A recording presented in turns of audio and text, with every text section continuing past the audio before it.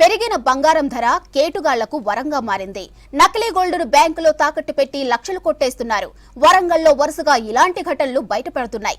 ఈ మోసగాళ్లకు బ్యాంక్ అధికారులు సహకరిస్తున్నట్లు తెలుస్తుంది.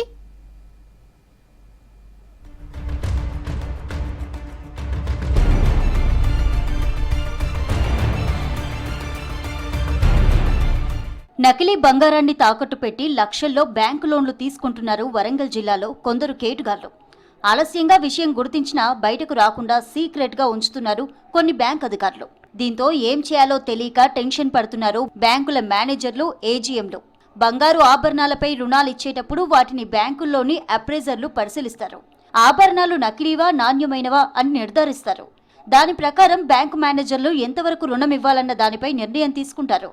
బ్యాంకుల్లో అప్రైజర్లను నమ్మించడానికి ఇనుముతో తయారు చేయించిన వస్తువులకు పైభాగంలో బంగారు పూత వేయించి వాటి ద్వారా లోన్లు తీసుకుంటున్నట్టు తెలుస్తోంది. ఇందులో బయట వ్యక్తులతో పాటు కొందరు బ్యాంకు సిబ్బంది పాత్ర ఉన్నట్లు సమాచారం.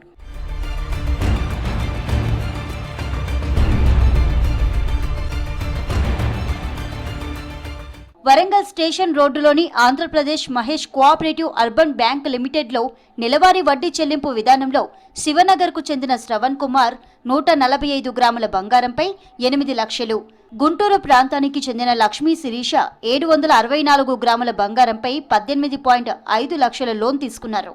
హంటర్ రోడ్డు ప్రాంతానికి చెందిన రజిత పేరుతో 278 గ్రాముల బంగారంపై 17 లక్షల రుణం తీసుకున్నారు.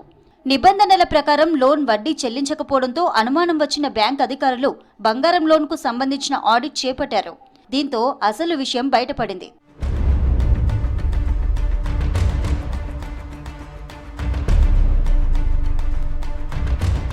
లోన్ కోసం కుదువ పెట్టిన బంగారం నకిలీదిగా గుర్తించి విచారణ చేపట్టారు ఉన్నత అధికారులు. బ్యాంకు మేనేజర్ శివకృష్ణతో పాటు రాము శర్మ, జీవిత్ కుమార్, బ్రహ్మచారి, రాజమౌళి, కరుణాకర్ లోన్ తీసుకున్న ఖాతాదారులు బ్యాంకును మోసం చేసినట్లు నిర్ధారించారు.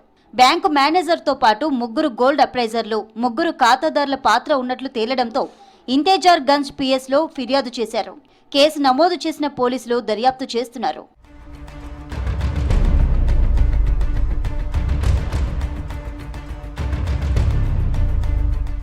ఇలాంటి కేసే సుబేదారి పోలీస్ స్టేషన్ పరిధిలోనూ బయటపడింది. హనుమకొండ, నయీం నగర్ బ్రాంచ్ లోనూ నకిలీ బంగారంతో లోన్లు తీసుకున్నట్లు మేనేజర్ మురళి సుబేదారి పోలీస్ స్టేషన్లో ఫిర్యాదు చేశారు.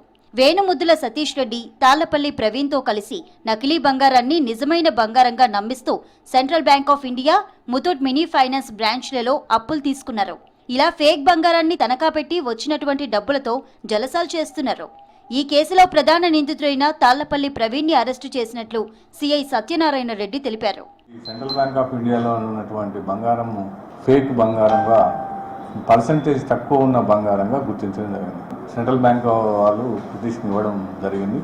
అతను ఈ సెంట్రల్ బ్యాంక్ కాకుండా ముత్తూరు ఫిన్కాఫ్ మరియు ముత్తూరు నయీం నగర్లో బ్రాంచ్లో కూడా మాకు పెట్టినట్టు తెలిసింది.